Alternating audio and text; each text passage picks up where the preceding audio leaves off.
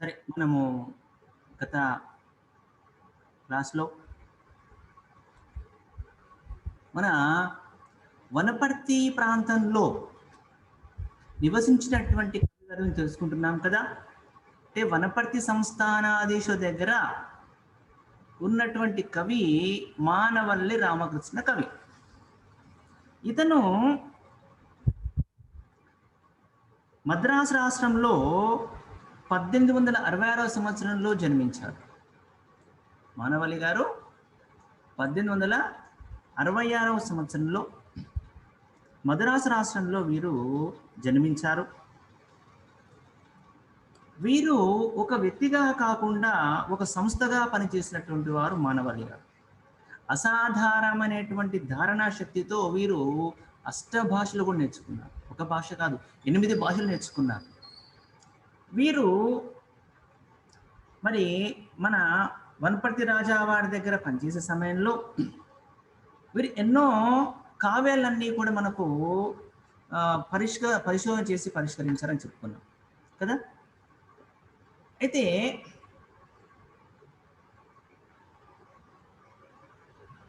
వీరు ఎక్కడెక్కడ పనిచేశారని చెప్పుకుంటున్నాము. తెలంగాణలో ఉన్నటువంటి మన వనపర్తి సంస్థానంలో రాజావారి దగ్గర ఆంతరంగికునిగా పనిచేశారు. ఆ తర్వాత వీరు మద్రాసులోని ప్రాచ్యలిఖిత భాండాగారంలో అధ్యక్షునికి సహోద్యాయిగా పనిచేశారు. ఆ తర్వాత తంజావూరు గ్రంథాలయంలో వేటూరి ప్రభాకర శాస్త్రితో పాటు కలిసి కొన్నాళ్ళు పనిచేశారు. ఆ తర్వాత కొన్నాళ్ళు ఉద్యోగం లేకుండా బాధపడ్డా ఆ తర్వాత మరి కొన్నాళ్లకు తిరుపతి దేవస్థానంలో విద్యాధికారిగా నియమించబడి చివరికి రకరకాల ఆర్థిక బాధలు అనుభవించి 20 సెప్టెంబరు 1957 సంవత్సరంలో వీరు భారతదేశం స్వాతంత్రం వచ్చాక 57 సంవత్సరంలో వీరు మరణించారు. ఇక వీరు ఎన్నో రచనలు చేశారు, ఎన్నో గ్రంథాలు పరిష్కరణ చేశారు. ఎందుకంటే మన సాహిత్య సంపద అంతా కూడా ఆనాటి కాలంలో, ప్రాచీన కాలంలో మన సాహిత్య సంపద అంతా కూడా తాళపత్ర గ్రంథములలోనే నిక్షిప్తమై ఉంది కదా. ఆనాటి కాలంలో మన యొక్క సంపద అంతా కూడా తాళపత్ర గ్రంథాల్లోనే నిక్షిప్తమైపోయింది.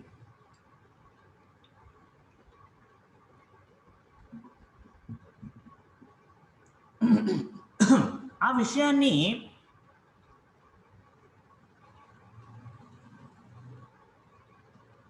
ప్రప్రథమంగా ఆనాటి కాలంలో తాళపత్ర గ్రంథ పరిశోధన జరిపినటువంటి మన కవులు, కావ్యాలు వీళ్ళు అంతా కలిసి ఏం చేశారంటే మన యొక్క సాహిత్య సంపద అంతా కూడా తాళపత్రాల్లో ఉందని చెప్పని పేర్కొంటూ అలాంటి అమూల్యమైనటువంటి ప్రబంధములన్నీ కూడా ఎంతోమంది బయటిచ్చారు. మరి వారితో పాటు ఈ మానవల్ల రామకృష్ణ కవి గారు కూడా ఎన్నో అమూల్యమైనటువంటి ప్రబంధాలన్నీ కూడా లోకానికి చాటి చెప్పిన వారుగా చెప్పుకోవచ్చు మానవల్లి రామకృష్ణ కవి గారిని. నేను ఎందుకు చెప్తున్నాను ఈ విషయం అంటే, మరి బ్రౌన్ గారు సాహిత్య సేవకు ఎంతో చేశారని చెప్పాలనుకుంటున్నాను కదా, సిపి బ్రౌన్ గారు.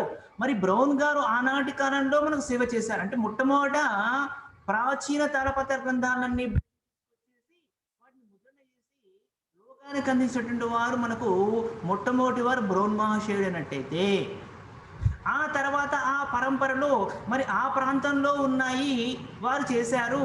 మరి మన ప్రాంతంలో, మన ఈ ప్రాంతాల్లో, మన వనపర్తి ప్రాంతం అయితేనేమి, మన చుట్టుపక్కల ఉన్నటువంటి జడపూరు సంస్థానంలో కానివ్వండి, ఈ పక్కనటువంటి ఆత్మక సంస్థానంలో కానీ ఎన్నో కవులు ఉన్నాయి, ఎన్నో కావ్యాలు ఉన్నాయి. మరి ఆ కావ్యాలన్నీ కూడా బయటికి తీసుకురావాలనేటువంటి తపనతో పరిశోధన చేసి పరిష్కరించిన వాడు మనకు మానవల్లి గారు అని చెప్పవచ్చు. అలాంటి మానవల్లి గారు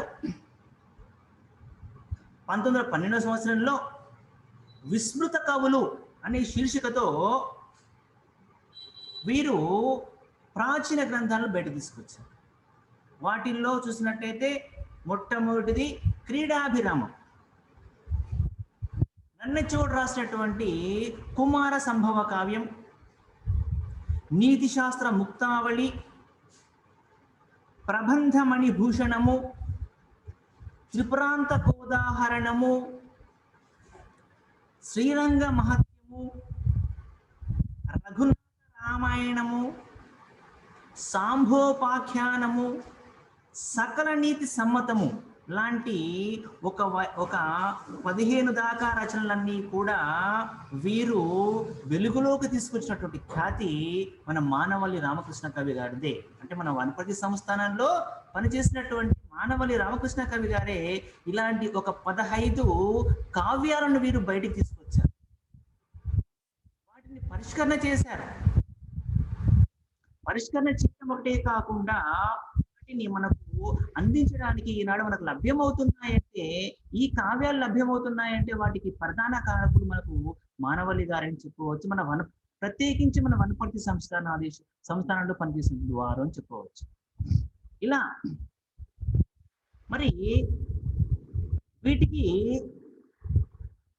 మానవల్లి గారు రాసిన పీఠికలు చూసినట్టయితే, పీఠిక అంటే ముందు మాట, ఈ ముందు మాట చూసినట్టయితే ఒక ముందు మాట ఒక సిద్ధాంత గ్రంథంగా చెప్పవచ్చు, సిద్ధాంత వ్యాసంగా చెప్పవచ్చు.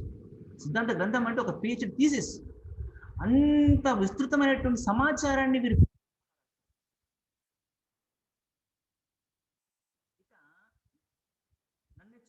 కుమార సంభవం మనకు దక్కడానికి ప్రధాన కారకులు కూడా వీరే. ఇక బద్దెన గారు రాశారు నీతి శాస్త్రం ముక్తావళి చెప్పని, దాన్ని కూడా మన కవి గారే ప్రకటించారు. ఇక వేదాంత వాత్మ్యానికి సంబంధించినటువంటి పనిభట్టుగా రాసినటువంటి పరతత్వ రసాయనాన్ని కూడా మానవల్లి గారు వెలుగులోకి తీసుకొచ్చారు.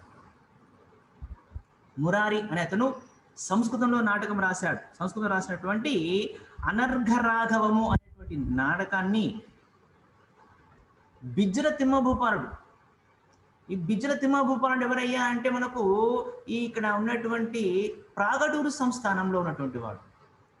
ప్రాగటూరు అంటే గద్వాల సంస్థానం కాకుండా ప్రాగటూరు కూడా ఒకప్పుడు సంస్థానంగా, ఒక చిన్నపాటి సంస్థానంగా ఉంది ప్రాగటూరు. కొంతమంది మీకు ఆ ప్రాంతంలోని వారు వింటారు, మీరు కూడా అమ్మాయిలు కొంతమంది. ప్రాగటూరు, తక్కశీల, ప్రాగటూరు అంటే అలంపూర్ ప్రాంతానికి సంబంధించిన వాడు. అలాంటి ప్రాగటూరులో ఉన్నటువంటి వాడు, ప్రాగటూరు చిన్న సంస్థానంగా ఉంటూ ఉన్నటువంటి వాడు బిజ్జల తిమ్మభూపాలుడు. అలాంటి బిజ్జల తిమ్మభూపాలుడు ప్రబంధంగా అనువదించినటువంటి దానిని 1912 సంవత్సరంలో మనకు మానవల్లి గారు దాన్ని ప్రకటించారు. అయితే అది మరి ఏ రూపంలో తెలియదుగా దొరకడం లేదు ప్రస్తుతానికి. ఇక భోజరాజీయము అనే దానికి మొట్టమొదట ముద్రించడం, ప్రింట్ చేసింది కూడా మన మానవల్లి గారే. సందర్భాల్లో మానవల్లి రామకృష్ణ కవి గారు ఈ తాళపత్రని సంపాదించి వాటిని పరిష్కరణ చెప్పాను, ఇందాక చెప్పాను. పరిష్కరణ అంటే ఏంటో అంటే ఒక భాగాలు, ఒక్కొక్క తాటియాకు గ్రంథాలు, తాటియాకు పత్రం పైన కొన్ని భాగాలు చినిగిపోయి ఉన్నట్లయితే ఆ చినిగిపోయిన భాగంలో కవి ఏమి రాసి ఉంటాడో దాన్ని సరిగ్గా అదే విధంగా, అదే భావాన్ని, అదే అంశాన్ని, అదే విషయాన్ని, అదే మాటలను చెప్పడమే పరిష్కరణ.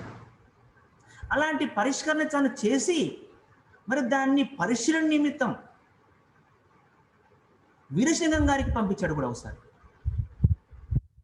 అప్పుడు వీరసింగం గారు ఏం చేశారంటే, కందుకూరి వీరసింగం గారు మానవల్లి గారు పంపినటువంటి కావ్యాన్ని, పరిష్కరణ చేసిన కావ్యాన్ని పరిశీలించి కందుకూరి వీరసింగం గారు సైతము ఆ ప్రతిని ముద్రించారు. ఇక పక్కన మనం చెప్పుకుంటున్నాం కదా గద్వాల సంస్థానం అంటున్నాం కదా, మరి ఆ గద్వాల సంస్థానంలో ఉన్నటువంటి కవుల్లో నంది మల్లయ్య, గంటసింగన ఇక్కడ వచ్చినప్పుడు ఈ ప్రాంతంలో రాసినటువంటి ఒక కావ్యం ఉంది, అది వరాహ పురాణం. మరి అలాంటి వరాహ పురాణ కావ్యాన్ని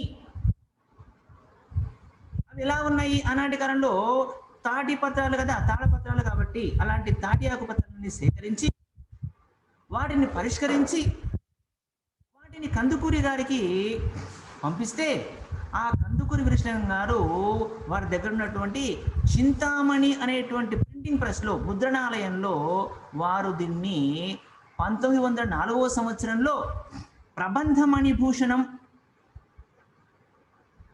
సకలనిధి సమ్మతం అనేటువంటి వాటి ద్వారా తెలుగులో సంకలన సాహిత్య ప్రక్రియకు శ్రీకారం చుట్టినటువంటి వారు కూడా మానవల్లి రామకృష్ణ కవి గారే. ఇక అంతేకాకుండా మానవల్లి గారు ఆంధ్ర భాషలో రాజకవులపైన, తెనాలి కవులపైన కూడా, శుకసప్తతి పైన కూడా అందులోని అవతారికను చూసి, అవే కాకుండా దండక సాహిత్యం పైన కూడా ఈ మానవల్లి రామకృష్ణ కవి గారు వ్యాసాలు రాశారు, వాటిపైన వ్యాసాలు రాశారు. ఆ వ్యాసాలు చూసినట్టయితే అవన్నీ కూడా మానవల్లి కవి యొక్క ఉత్తమ పరిశోధనకంతా కూడా ఇది ఒక గీటురాయి లాంటివని చెప్పవచ్చు. ఇక తంజావూరు రఘునాథ నాయకుడు రాసినటువంటి వాల్మీకి చరిత్ర, తరిగొండ వెంగమాంబ రాసినటువంటి నృసింహ శతకం, కట్టా వరదరాజు రాసినటువంటి శ్రీరంగ మహత్యం అని కూడా, ఈ కావ్యాలన్నీ కూడా మరి మానవల్లి గారే వాటిని బయటికి తీసుకొచ్చి ముద్రించి వెలుగులోకి తీసుకొచ్చారు. ఇకపోతే మనం చూసినట్టయితే కొల్లాపూర్ సంస్థానం, జడపోలు సంస్థానం అంటున్నాం కదా, జడపోలు సంస్థానంలో చూసినట్టయితే అక్కడ ఉన్నటువంటి ఒక కవి ఉన్నాడు, ఎలకూచి వెంకట కృష్ణరాయుడు. ఎలకూచి వెంకట కృష్ణరాయుడు అనేటువంటి కవి గురించి, త్రిపురారి కవి గురించి, మల్లారెడ్డి గారి గురించి, భైరవి కవి వంటి ఎంతో మంది కవుల యొక్క చరిత్రనంతా కూడా బయటికి తీసుకొచ్చి వివరించాడు మనకు మానవల్లి రామకృష్ణ కవి గారు. వీరు మానవల్లి రామకృష్ణ కవి గారు 1927 సంవత్సరంలో మద్రాసు విశ్వవిద్యాలయంలో ఇచ్చినటువంటి ఆంధ్ర భాషను గురించినటువంటి ఉపన్యాసం, అందులో తెలుగు సాహిత్య పరిణామం ఏ విధంగా జరిగింది అనేటువంటి దాన్ని సవివరంగా వెల్లడించడం జరిగింది. ఇది నవీన ఆంధ్ర వాంగ్మయ చరిత్రకు దారి చూపడం లాంటిది అని చెప్పవచ్చు. వీరు మానవల్లి గారు ప్రౌఢమైన కమనీయమైనటువంటి కవిత్వం రాయడంలో నిపుణులైనప్పటికీ వీరు తమ జీవితాన్నంతా కూడా ప్రాచీన గ్రంథ సేకరణ చేసి వాటిని ఉద్ధరించడం కోసం అంకితం చేయడం వల్ల, ఎంతసేపు ఉన్న ప్రాచీన కావ్యాలను బయట తీసి వాటిని పరిష్కారం చేసి అందరికీ ప్రకటించాలని చెప్పనుకోవడం చేత వీరి యొక్క కవిత్వం, వీరిలో ఉన్నటువంటి కవిత్వ ప్రతిభా పాఠవాలన్నీ కూడా బయటికి రాలేదు. అంటే వీరు స్వయంగా ఒక కవి అయి కావ్యాలు రాసేటువంటి శక్తి నైపుణ్యం ఉన్నప్పటికీ వీరు కావ్యాలు రాయలేరు. ఎంతసేపు ఉన్న ప్రాచీన కావ్యాలను బయటికి తీసుకురావాలి, అందరికి అందించాలని చెప్పిన ఆలోచన ఉండడం చేత వీరి యొక్క కవితా ప్రతిభ అంతగా బయటికి రాలేదు తర్వాత కాలంలో. అయితే అయినప్పటికీ వీరు మొదటి రాజుల్లో వీరు మృగావతి, వసంత విలాసం లాంటి కావ్యాలు రాసి వీరికి కొంత కవితా శక్తి ఉంది అని చెప్పని తెలుపుతున్నారు. ఇక వీరు కొంతకాలం పాటు రాజమండ్రిలో ఉపాధ్యాయుడిగా పనిచేశారు. అప్పట్లో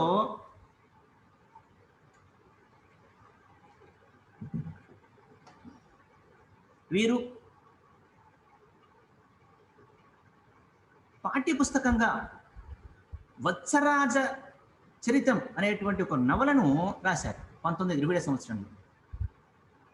ఇక అంతేకాకుండా సంస్కృతంలో మనకు భాసుడు అని చెప్పిన ఒక మహాకవి ఉన్నాడు, అతను నాటకాలు రాశాడు. సంస్కృతంలో భాస మహాకవి రాసినటువంటి నాటకాలను వీరు తెలుగులోకి రాశారు. అంటే అలా సంస్కృత నాటకాలను తెలుగులో రాసినటువంటి వాడు మొట్టమొదటి వాడు మానవల్లి అని చెప్పవచ్చు. అంతేకాకుండా కళింగ సేన అనేటువంటి సంస్కృత నాటకాన్ని కూడా వీరు పూర్తిగా రాసినప్పటికీ పూర్తిగా లభ్యం కావడం లేదు. అంతేకాకుండా సంగీత నాట్య శాస్త్రాలలో గల పారిభాషిక పదాలన్నీ కూడా ప్రమాణపూర్వకంగా వివరిస్తూ రాసినటువంటి బృహత్ గ్రంథం అనేటువంటిది భరతకోశం అని రాశారు. మరి ఏ కారణం చేతో కానీ ఇప్పుడు అది కూడా మనకు లభించడం లేదు. ఇక వీరు ఎన్నో ప్రాచీన గ్రంథాల యొక్క పరిశీలన, వాంగ్మయ పరిశోధన ఒకటే కాకుండా ఆ గ్రంథాలన్నీ తీసుకుని వాటిని ముద్రించడంలో నిరంతరము పరిశ్రమ చేసి ప్రాచీన సాహిత్యాన్ని పునరుజ్జీవింపజేసిన వారు మానవల్లి రామకృష్ణ కవి అని చెప్పవచ్చు. ఎందుకంటే అలాంటి వారిని మన ప్రత్యేకించి మన వనపర్తి సంస్థానంలో ఉన్నటువంటి వారు కాబట్టి వారిని మనము మర్చిపోకుండా వారి గురించి తెలుసుకోవాల్సినటువంటి అవసరం ఉంది కాబట్టి ఈ విషయం మీకు చెప్తున్నాను. ఎందుకంటే మొట్టమొదట మనకు 19వ శతాబ్దంలో అనాదృతంగా అటకల మీద మగ్గుతూ అజ్ఞాతంగా ఉన్నటువంటి వేలాది తాళపత్ర గ్రంథాలను సేకరించి పరిష్కరించి సంస్కరించి సంరక్షించినటువంటి వాడు మొట్టమొదటి వాడు మనకు చార్లెస్ ఫిలిప్ బ్రౌన్ అయితే, ఆ తర్వాత కాలంలో మనకు మన వనపర్తి ప్రాంతం వాడినటువంటి మానవల్లి కవి గారి గురించి కొంత మనం తెలుసుకోవాల్సి ఉంది కాబట్టి అలా తెలుసుకున్నాం. సరే, ఇలా నేను పాఠ్యాంశాల్లో చెప్తూ ఉన్నప్పుడు అలా బయటికి వెళ్తుంటాను. సరే, ఇలా బయటికి వెళ్ళటం వల్ల మీకు సమాచారము కొత్త సమాచారం మీకు తెలిసి వస్తుంటుంది. మన వనపర్తిలో కూడా ఇంత గొప్ప కవులు ఉన్నారా, ఇలాంటి వాళ్ళు ఉన్నారా అని మీకు సరే ఈనాడు దాని తర్వాత చూసినట్టయితే మనకు ఇంకా చాలామంది కవులు ఉన్నారు. సందర్భానుసారంగా వారి గురించి కూడా తెలుసుకుందామంటే ప్రత్యేకంగా మనం ఒకసారి తెలుసుకుందాం. మన వనపర్తి ప్రాంతంలో ఎంత గొప్ప కవులు ఉన్నారు, ఎంతమంది కవులు ఉన్నారు అనే విషయం గురించి మనం తర్వాత తెలుసుకుందాం. వాటిని కూడా తెలుసుకునే ప్రయత్నము చేద్దాం. సరే, ప్రస్తుతానికి చూస్తున్నట్టయితే మనకు ఎందుకంటే తెలియాలని మన ప్రాంతంలో కూడా గొప్ప వాళ్ళు ఎవరు ఉన్నారు అనే విషయం తెలియాలని చెప్పని మీకు మానవల్లి గారి గురించి చెప్పడం జరిగింది ప్రస్తుతానికి. సరే, ఇకపోతే 19వ శతాబ్దంలో అనాదృతంగా ఉన్నటువంటి అటకల మీద మగ్గుతున్నటువంటి అజ్ఞాతంగా పడినటువంటి వేలాది తాళపత్ర గ్రంథాలు సేకరించి సంస్కరించి పరిష్కరించినటువంటి వాంగ్మయోద్ధారకుడు ఫిలిప్ బ్రౌన్ చెప్పుకుంటున్నాను. ఇక ఫిలిప్ బ్రౌన్ గారు గురించి చెప్పుకునేటప్పుడు కొంత సమాచారం చెప్పుకుందాం. ఇంకా వివిధ పాఠాలను పరిశీలించి పండితులను, లేఖకులను, వ్రాతపత్రులు సేకరించే వారిని తన సొంత పైకంతో నియమించి, అంటే ఇక్కడ తన దగ్గర ఏం చేసుకున్నాడు, కొంతమంది పండితులను పెట్టుకున్నాడు అని చెప్పుకుంటున్నాడు. కావలి సోదరులు అంటున్నాడు.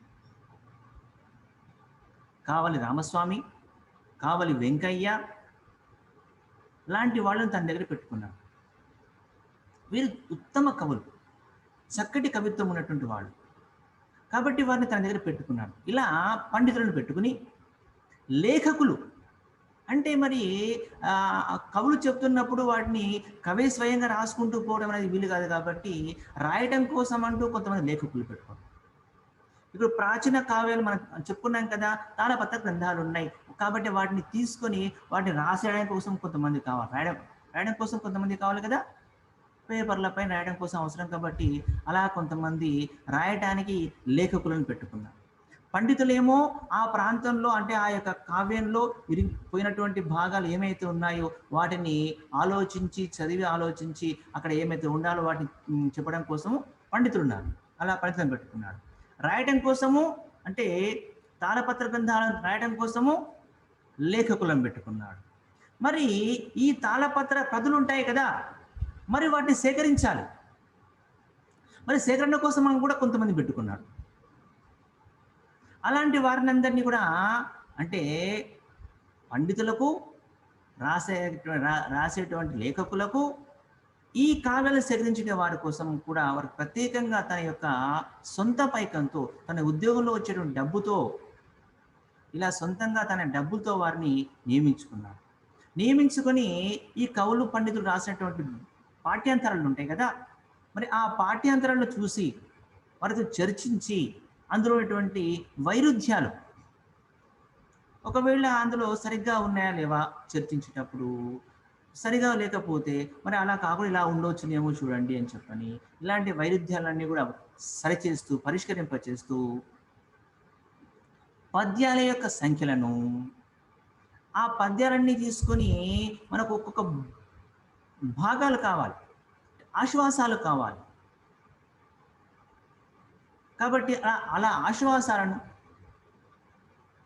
ఆశ్వాసాలుగా వాటిని విభజించి తర్వాత వాటిని ప్రామాణికమైన రీతుల్లో శుద్ధ ప్రతులుగా సిద్ధపరిచి శుద్ధ ప్రతులుగా సిద్ధపరిచి తెలుగు పండితులకంతా కూడా గ్రంథ పరిష్కరణలో రాబోయే తరానికి తెలుగు పండితులకంతా కూడా గ్రంథ పరిష్కరణలో మార్గదర్శకుడైనటువంటి వాడు సాహిత్య సమారాధకుడు చార్లెస్ ఫిలిప్ బ్రౌన్. అప్పట్లో in 1925 I found Telugu literature dead. In 1825 I found Telugu literature dead అని బ్రౌన్ గారు చెప్పాడు. తెలుగు లిటరేచర్ డెడ్ అంటున్నాడు. అంటే నేను చూశాను తెలుగు సాహిత్యం చనిపోయింది అంటున్నాడు. ఎందుకంటే ప్రాచీన సాహిత్యము అప్పట్లో ఉన్నటువంటి సాహిత్యం అనేది రావడం లేదు తర్వాత కాలాన్ని. అంటే ఈ బ్రౌన్ గారి యొక్క కాలానికి చూసినట్టు కాలం నాటికి సాహిత్యము అంతగా రావడం లేదు. కాబట్టి వాటిని చూసి బ్రౌన్ గారు అంటున్నాడు అన్నటువంటి మాట ఆనాటి కాలం యొక్క స్థితిని తెలుపుతుంది. In 30 years, I raised it to life. In 30 years, I raised it to life. అంటే తెలుగు సాహిత్యము బ్రౌన్ మహాశయుడు 1825 సంవత్సరం నాటికి ఆయన తెలుగు సాహిత్యాన్ని నేర్చుకున్న తర్వాత అప్పుడు పరిశీలిస్తే తెలుగు సాహిత్యాన్ని ఇక ముందుకు సాగదీస్తున్నటువంటి వాళ్ళు, తెలుగులో కావ్యాలు రాస్తున్నటువంటి వాళ్ళు కవులంతా కూడా ఎక్కువ లేకపోవడం చేత ఎక్కువ కావ్యాలు రావడం లేదు కాబట్టి దాన్ని తెలుగు సాహిత్యం చనిపోయింది అన్నాడు. ఆ తర్వాత బ్రౌన్ మహాశయుడు పని కట్టుకొని ప్రాచీన కావ్యాలన్నీ కూడా బయటికి తీసుకువచ్చి సంరక్షించి వాటిని బయటికి తీస్తూ రావడం చేత మెల్లమెల్లగా చాలా మంది తెలుగు కవులంతా కూడా ప్రాచీన కావ్యాలను చూసి వీరు కూడా కావ్యాలు రాయడం మొదలుపెట్టారు. కాబట్టి ఆ విధంగా ఆయన అన్నటువంటి మాట ఏంటంటే in 30 years I raised it to life. అంటే ఆ సాహిత్యము చనిపోతున్నటువంటి సాహిత్యాన్ని, చనిపోయిన సాహిత్యాన్ని నేను మళ్ళీ తిరిగి బ్రతికించాను అని చెప్పని ఆయన అన్నటువంటి మాట, బ్రౌన్గా అన్నటువంటి మాటల్లో అతిశయోక్తి లేదని చెప్పవచ్చు. ఎందుకంటే ప్రాచీన కావ్యాలు, ఎక్కడున్న కావ్యాలు అక్కడే ఉండిపోయాయి. తాటి ఆకుపత్రాలన్నీ అలా అడకల మీద మగ్గుతున్నటువంటి కావ్యాలు ఉన్నాయి. మరి ఆ కావ్యాలు ఎవరో ఒకరు రాసుకుంటే ఎక్కడో దగ్గర ఉండిపోయాయి. మరి వాటిని చూసి మరి కొత్త కొత్త కావ్యాలు రాయడానికి చెప్పినట్టు ఆలోచన కవులకు రావాలంటే ప్రాచీన కావ్యాలు ఉంటాయి కదా మనకు, వాటిని చూసిన తర్వాత కొత్త కొత్త ఆలోచనలతో మనకు రాయడానికి అవకాశం ఉంటుంది. కాబట్టి అలా లేకపోవడం చేత తెలుగు సాహిత్యం అంతా కూడా చనిపోయింది అని బ్రౌన్ గారు అన్నటువంటి మాటల్లో ఆనాటి స్థితి మనకు తెలుస్తూ వస్తుంది. ఆ తర్వాత వీరు ఎన్నో కావ్యాలను బయటకు తీసుకువచ్చి ఆ కావ్యాలను పరిష్కరణ చేసి అందించడం వల్ల ఇక మెల్లమెల్లగా తెలుగు సాహిత్యానికి ఒక చక్కటి జీవం వచ్చింది అని చెప్పడంలో బ్రౌన్ గారి మాటల్లో అతిశయోక్తి అని చెప్పవచ్చు. సరే, బ్రౌన్ మహాశయుడు చెప్పుకుందాం. మరి బ్రౌన్ మహాశయుడు చూసినట్టయితే ఇతను ఆంగ్లేయుడు, బ్రౌన్ గారు ఆంగ్లేయుడు. కానీ వీరు పుట్టినటువంటి స్థలాన్ని బట్టి చూసినట్టయితే వీరు భారతీయుడుగా చెప్పవచ్చు. అంటే బ్రౌన్ తల్లిదండ్రులు భారతదేశానికి ఉద్యోగ నిమిత్తం వచ్చారు కాబట్టి, ఇక్కడికి వచ్చారు కాబట్టి బ్రౌన్ గారు ఇక్కడే జన్మించారు. బ్రౌన్ గారు ఇక్కడే జన్మించాడు కాబట్టి స్వతహాగా ఆంగ్లేయుడైనప్పటికీ భారతదేశంలో పుట్టాడు కాబట్టి ఒక భారతీయుడు అని చెప్పవచ్చు బ్రౌన్. అంటే ఇప్పుడు ఉదాహరణకు మనం ఈనాడు మన భారతీయులు ఉద్యోగ నిమిత్తం అమెరికాలో వెళ్తే అమెరికాలో ఉండిపోతున్నారు, పోయి భార్యాభర్తలు అక్కడే ఉంటున్నారు. మరి అక్కడే ఉన్నప్పుడు వారి సంతానము అక్కడ పుడితే వాళ్ళు ఎవరవుతారు? ప్రవాస భారతీయులే అవుతారు. భారతీయులే, ప్రవాస భారతీయులు అక్కడ ఉన్నారు కాబట్టి ఆ విధంగా అంటారు, ప్రవాస భారతీయులే అంటారు వారిని. కాబట్టి అదేవిధంగా బ్రౌన్ మహాశయుడు వాళ్ళంతా కూడా ఆంగ్లేయులైనప్పటికీ భారతదేశంలో పుట్టాడు కాబట్టి బ్రౌన్ భారతీయుడే. సరే, ఇకపోతే వీరి తల్లిదండ్రులు, బ్రౌన్ మహాశయుని యొక్క తల్లిదండ్రులు శ్రీమతి కేలే డేవిడ్ బ్రౌన్. శ్రీమతి కేలే డేవిడ్ బ్రౌన్లు బ్రౌన్ యొక్క తల్లిదండ్రులు. అయితే డేవిడ్ బ్రౌను ఉద్యోగ నిమిత్తము వీరు కలకత్తా నగరానికి రాగా ఆ కలకత్తా నగరంలోని హుగ్లీ నదీ తీరంలో బ్రోన్ మహాశయుడు 1798 నవంబర్ 10వ తేదీన జన్మించాడు. ఇక ఈ సిపి బ్రౌన్ గారు, చార్లెస్ ఫిలిప్ బ్రౌన్ గారు, ఈ దంపతులకు రెండవ కుమారుడు. మరి మొదటివాడేమో సిపి బ్రౌన్ గారి అన్నగారేమో రెవరెండ్ డేవిడ్ బ్రౌన్. వీరు కలకత్తాలో మత ప్రచారకునిగా ఉండేవాడు. మత ప్రచారం చేస్తూ అతను ఉండిపోతే మరి మన సిపి బ్రౌన్ గారు 14 ఏళ్ళు వచ్చేదాకా, 14 సంవత్సరాలు వచ్చేదాకా కలకత్తాలోనే ఉండి అక్కడ తన తండ్రి దగ్గర నేర్చుకున్నాడు విద్యను. ఆ తర్వాత 14వ ఏటలో, అంటే సిపి బ్రౌన్ గారికి 14వ సంవత్సరంలో తండ్రి చనిపోయారు. అప్పుడు తన తల్లితో తన సోదరులతో పాటు కలిసి ఇంగ్లాండ్కు వెళ్ళాడు. తిరిగి వెళ్ళిపోయాడు. తండ్రి మరణించాడు కాబట్టి ఏం చేయాలి, తల్లితో పాటు కలిసి ఇంగ్లాండ్కి పోయాడు. ఆ తర్వాత 5 ఏళ్ల తర్వాత 19 ఏళ్ల వయసు వచ్చాక మళ్ళీ తిను సిపి బ్రౌన్ గారు ఈస్ట్ ఇండియా కంపెనీకి ఉద్యోగిగా శిక్షణ నిమిత్తం 1817వ సంవత్సరంలో మళ్ళీ తను మద్రాసులోకి అడుగుపెట్టాడు. భారతదేశం తిరిగి మళ్ళా వచ్చాడు. మధ్యలో ఆ మధ్యకాలంలో ఒక 3 ఏళ్ళు సెలవు పెట్టి లండన్కి వెళ్ళిపోయాడు. కాబట్టి అలా ఒక 3 ఏళ్ల కాలం పాటు తప్ప మిగిలిన మొత్తం తన యొక్క జీవితంలో 48 సంవత్సరాల కాలం పాటు బ్రౌను ఇండియాలోనే గడిపాడని చెప్పవచ్చు. ఇక బ్రౌన్ మహాశయుడు తన జీవితాంతం అవివాహితుడుగానే, పెళ్లి చేసుకోకుండానే ఉన్నటువంటి బ్రౌన్ గారు తన 50వ వయసులో, 50 ఏళ్ల వయసులో పక్షవాత రోగం వస్తే ఇక అప్పుడు మన దేశాన్ని వదిలిపెట్టి లండన్కు వెళ్ళాడు. మరి లండన్లో గడిపినటువంటి శేష జీవితం అంతా కూడా తెలుగు సాహిత్యానికి సేవ చేస్తూనే 1884 డిసెంబర్ 12వ తేదీన బ్రౌన్ గారు మరణించాడు.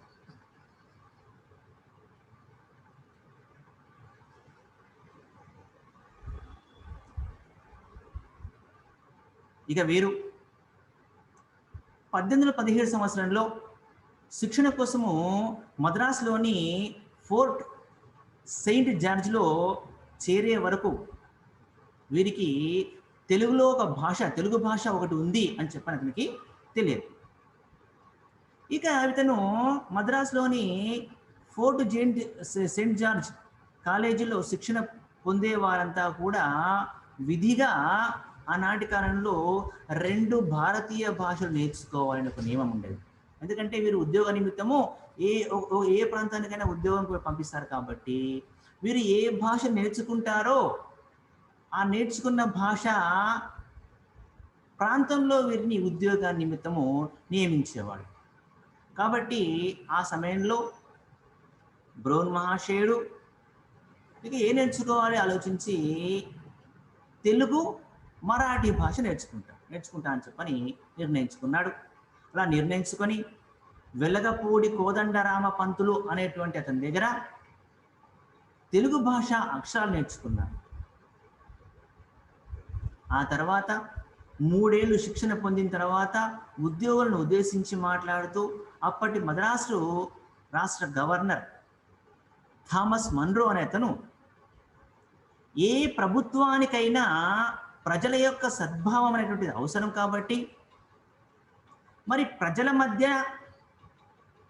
ప్రజలలో వారి మధ్య జీవిస్తూ ఆ ప్రజల యొక్క భాష ఏ విధంగా భాష ఉంటుందో ఆ భాషలోనే పరిపాలన సాగించాలని చెప్పని అప్పటి మద్రాస్ రాష్ట్ర గవర్నర్ సర్ థామస్ మన్రో గారు చెప్పినటువంటి మాటలు ఆ విన్నటువంటి బ్రౌన్ మహాశయుని యొక్క మనసు పైన చెరగని ముద్ర వేశాయి.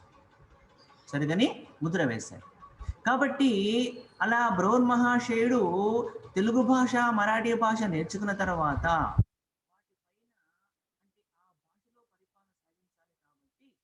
అంటే ఆ భాషలో పరిపాలన సాగించాలి కాబట్టి ఆ భాషలో ముందుకు సాగాలి.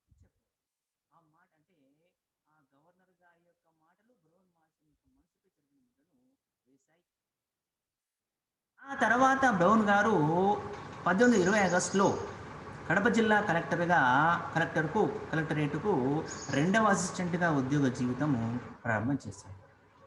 సరే, వీటి గురించి మనము తర్వాత క్లాస్లో చెప్పుకుందాం.